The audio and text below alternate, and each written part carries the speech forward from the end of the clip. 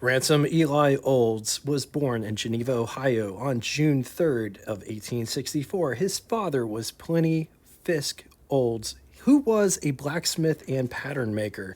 His mother was Sarah Whipple Olds. The couple would have four children. Emery Whipple Olds would be born first, 1853, followed by Wallace Samuel Olds, 1855, his only sister, Sarah E. Olds, 1859, and Ransom Eli Olds, born in 1864, would make him the youngest of the four.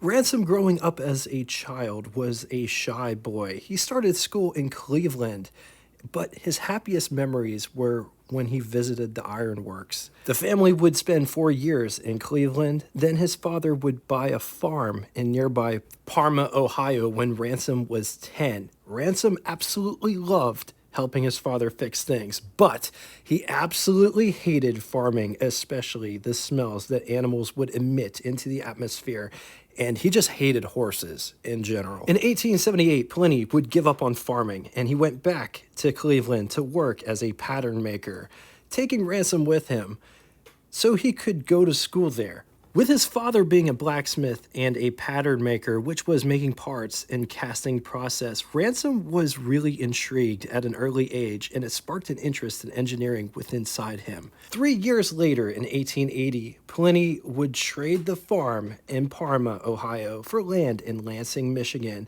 The family would reunite. Reunited, and it feels so good. Also in 1880, Pliny and Wallace would open a machine shop called P.F. Olds and Son. Ransom would make it to the 10th grade before dropping out.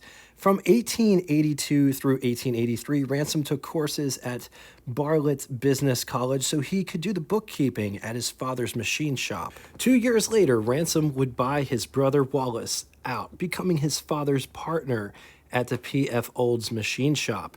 Ransom was ever the tinkerer, and he just loved tinkering with machines. He would invent a steam engine that was powered by a gasoline burner while working at his father's machine shop. The fire was regulated by a valve that opened the fuel flow when the boiler pressure was low, and it closed when the boiler pressure got high. Water pump was regulated automatically by a float or a valve operated by a brass expanding tube. Burned gasoline through a burner, which heated the water in the steam drum. This engine was a massive hit for the P.F. Olds Company. They would build thousands of them. The steam engine would lead to Ransom building his very first car in 1887.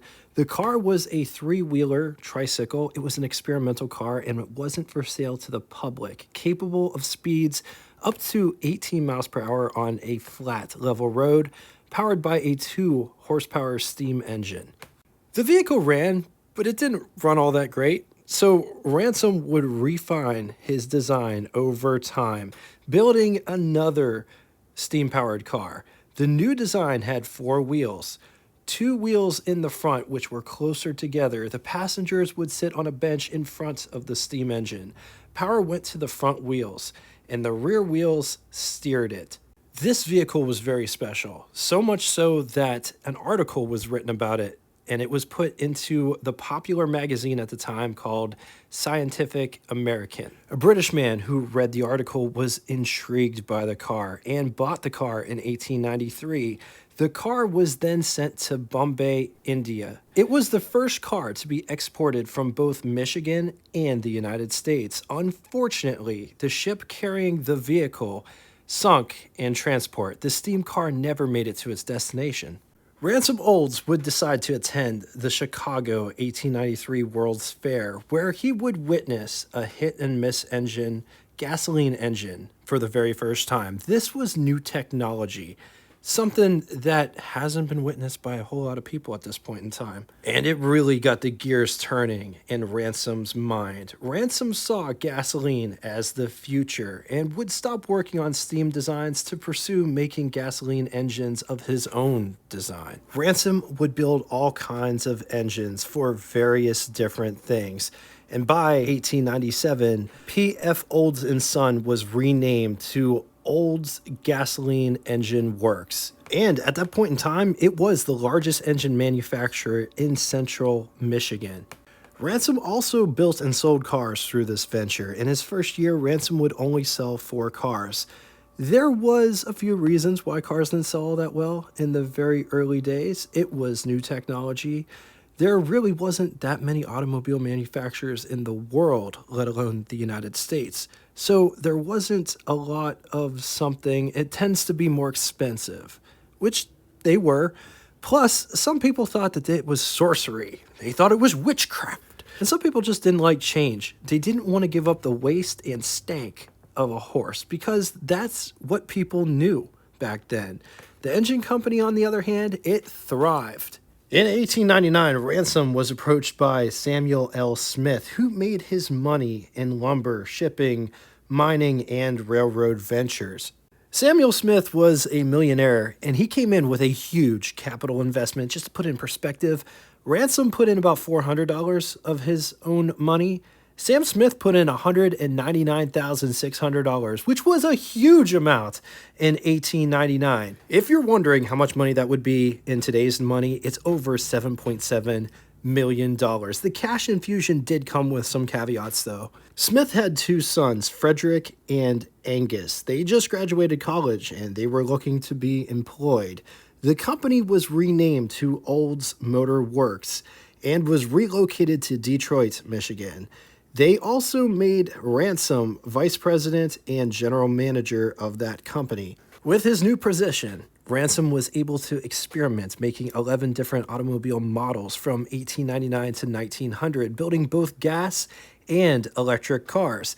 But there was a huge fire at the factory in Detroit on March 9th of 1909.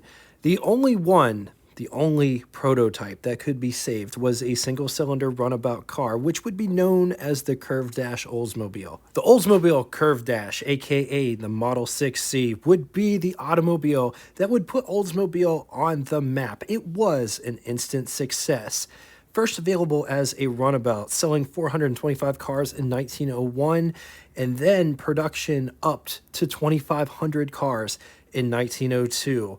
The Curve Dash was powered by a single cylinder that produced 7 horsepower at about 500 RPM, 2-speed chain drive transmission. The vehicle only weighed 700 pounds. Price was $650, which would be equivalent to you spending $24,296.77 in the year 2025.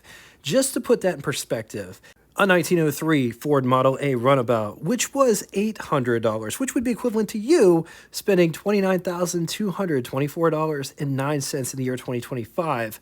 Yes, you heard that right. Oldsmobile was the first company to offer an affordable car for the masses. And the reason that they were able to offer affordable cars is because Oldsmobile cars were built on an assembly line.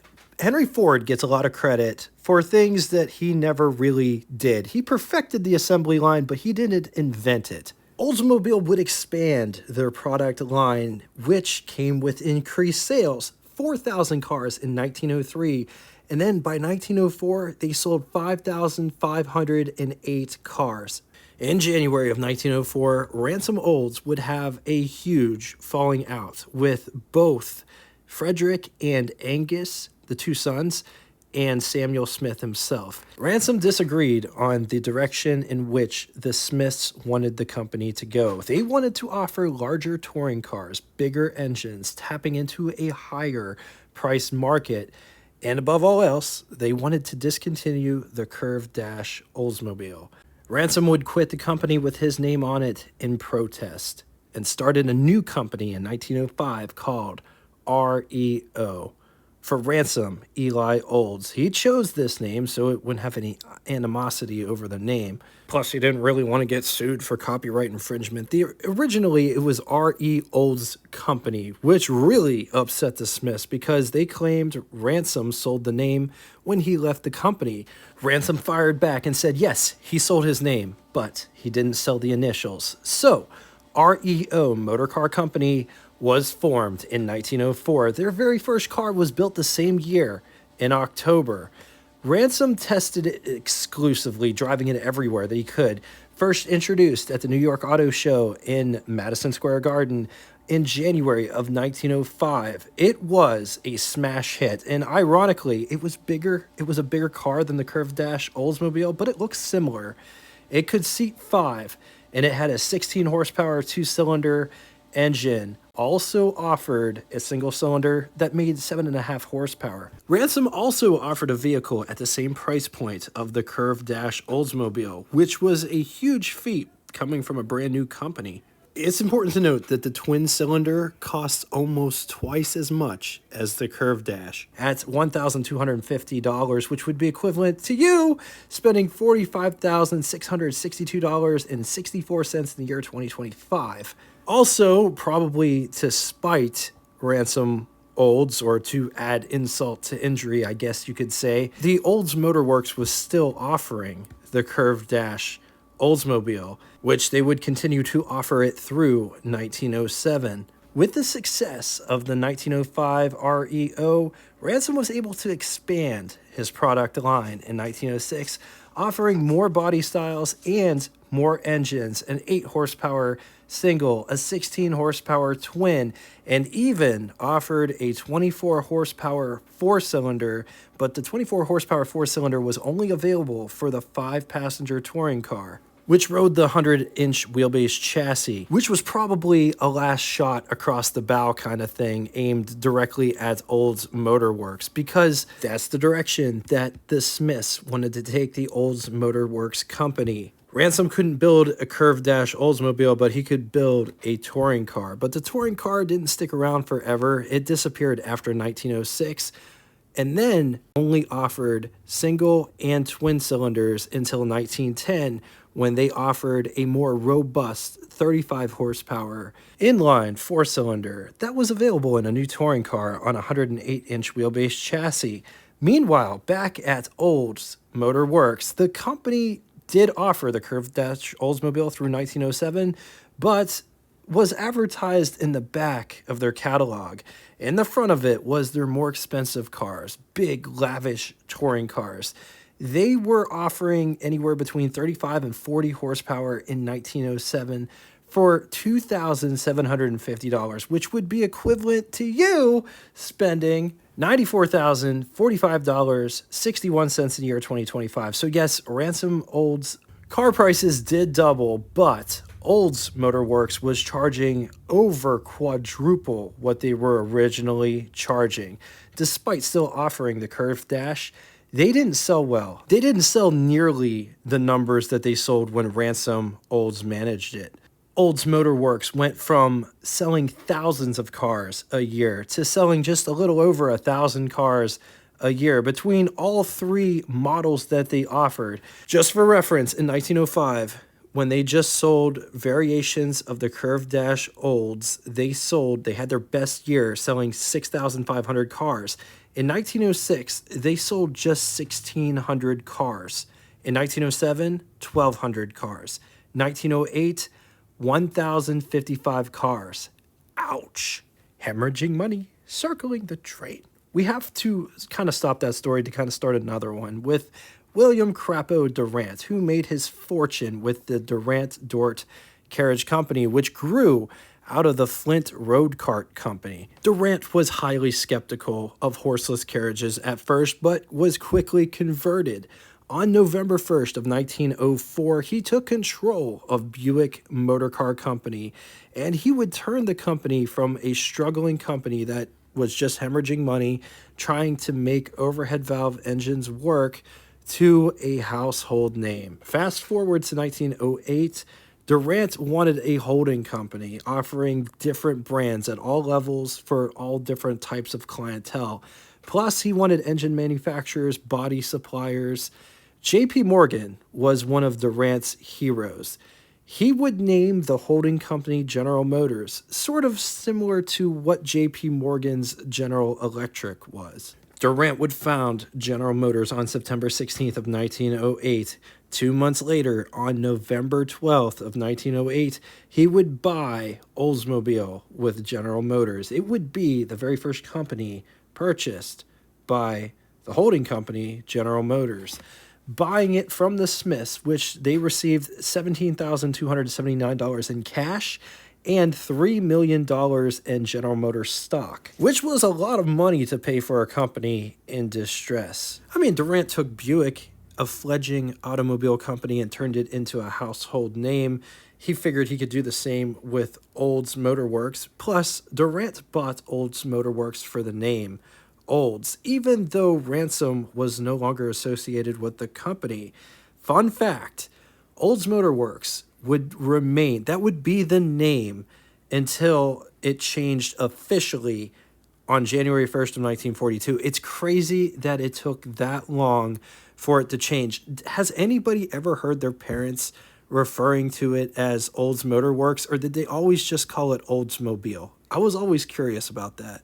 Anyway, Durant went on a bit of a buying spree in 1909, buying companies such as, but not limited to, Cadillac, Oakland, Reliance Motor Truck, Elmore, Welsh, Carter Car, Rapide Motor Vehicle. Durant even tried to buy Ford Motor Car Company, but General Motors was severely over-leveraged at this point in time, and the Great Panic that year didn't really help things for Durant. The company was left with cash shortages because of all of Durant's spending. Durant was consequently forced out of the company that he created in 1910. Meanwhile, back at REO, or is it Rio? According to Google, the company was called Rio. Back at Rio, Ransom wanted to ensure parts availability with his new company, so he organized a number of subsidiary firms like National Coil Company, Michigan Screw Company, and Atlas Drop Forge Company. In 1907, Rio grossed $4.5 million annually, placing Rio in the top 4 automobile manufacturers here in the United States. And that was all fine and dandy until 1908, when market share took a huge hit when the giants emerged, Ford and General Motors. 1908 saw the first attempt made by the Rio Company to get into the truck market with the Model H, powered by a single cylinder. By 1910, Rio would have their own separate truck line aimed directly at commercial trucking with the slogan, "Built for Business." Rio was the first truck manufacturer to offer pneumatic tires as standard equipment. They also offered shaft drive, electric lights, and self-starters. In 1915, the legendary Rio Speedwagon first appeared, not to get confused with the band by the same name, but they pronounced theirs REO Speedwagon. They didn't form until 1967, and what's weird is the band was named after the truck, but since it was later than the truck, when searching for anything Rio Speedwagon, you get the band instead. It's kind of frustrating for anybody that has one. The Rio Speedwagon was Rio's light line of trucks. Rio would offer the Rio Speedwagon from 1915 through 1953, and it could be had in many different body configurations: pickup truck, panel truck, bus, delivery truck, tow truck, dump truck, fire truck, hearse, ambulance. 1915 through 1925, Rio would produce 125,000 Rio Speedwagons. 1910 also saw the opening of Rio's Canadian plant. Ransom himself began to grow more and more disinterested in running an automobile empire. Remember, Ransom was a tinkerer. Doing administration work wasn't what he was cut out to do. In 1915, Ransom would give up his management job to his protege, Richard H. Scott. Rio wasn't a huge automotive firm, but they were profitable. One of the most noteworthy cars built during Richard Scott's tenure was the Motor Pullman, which was designed by editor of the Battle Creek newspaper, J.H. Brown. It was an automobile with a drop-down sleeping extension, built-in gasoline cooking stove, and refrigerator. Ransom stayed on as president of the company up until 1923, when he would retire at the age of 58, but would stay on the board of directors. In 1925, Scott wanted to expand Rio by offering more cars in different price ranges, which was a stellar plan. It was just really bad timing. Rio would introduce an all-new line of cars called the Wolverine in 1927. Wolverine cars were only made between 1927 and 1928. Rio would come out with a primo model called the Royale in 1931. The Rio Royale was an incredible car that gets lost to time, designed by Amos Northrop, the same guy that did design work for Ray Dietrich. He did the 1928 Hupmobile. He also designed Willis Knights and the Willis Whippet line, as well as the equally stunning 1932 Graham Blue Streak. The Rio Royale has design cues from a lot of different cars from this era, and it sort of has that classic imperial look. Introduced in 1931, and it was built in through 1935, but the 1931 through 1933 were the cream of the crop. It was powered by a 125 horsepower Continental Inline 8. Unfortunately, the Great Depression wasn't kind to Rio, and the company started losing money. To right the sinking ship, Ransom himself came out of retirement to take control of the helm in 1933, resigning 1 year later in 1934. In 1936, Rio would decide to stop producing cars, shifting their focus on their truck line. Rio would build Studebaker US-6 under license for the war effort, producing some 20,000 of these vehicles, which were exported to the Soviet Union. After the war, Rio was unstable. Even after the cash flow from producing 20,000 trucks wasn't enough to keep the company in excellent standings, they were always on the brink of bankruptcy. Everybody has their day, and Ransom Olds had his day on August 26th of 1950, dying at the age of 86. The company struggled before getting bought out in 1954 by Bowen Aluminum and Brass Company. 3 years later, in 1957, White Motor Car Company would acquire Rio as a subsidiary. 10 years later, they would merge Diamond T to form Diamond Rio, but would ultimately go bankrupt in 1975. They were forced to liquidate, and while they were liquidating, Volvo would buy the White Corporation in 1981 and owns the rights to Rio to this very day. Thank you so much for watching this episode. If you dig this episode, just know there's more than 680 episodes just like this one, done up in mini documentary format. I post 4 to 5 episodes a week, so if you're into binging content, this might be the channel for you to start binging. Anyway, on to Would You Rather. 2 scenarios today. In the first scenario, would you rather have a 1913 Rio touring car, or 1931 Rio Royale, or 1932 Rio Flying Cloud? I'm going to leave this here for a minute. If you need more time, feel free, pause the video.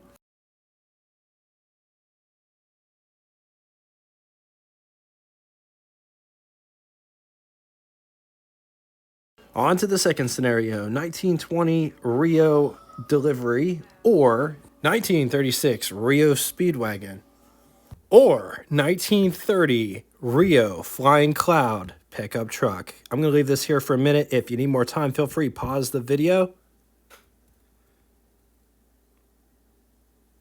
Now it's time for Name That Tune. First person to get both the name of the band and the song title correctly in the comment section will have their comment pinned to the top of it. Huge thanks again for everybody that stuck around till the end. I appreciate that, everything that you guys bring in the comment section. Also, what company histories would you like to see featured on the channel? I know I want to do Kaiser at some point, as well as Graham Page at some point. I'm open to suggestions of which ones you would like to see. I might do a poll for next month's. I want to try to do 2 of these a month. So I look forward to hearing about which ones you would like to see featured on the channel sometime in the coming months. Thanks again for everything again. Until next time, toodaloo!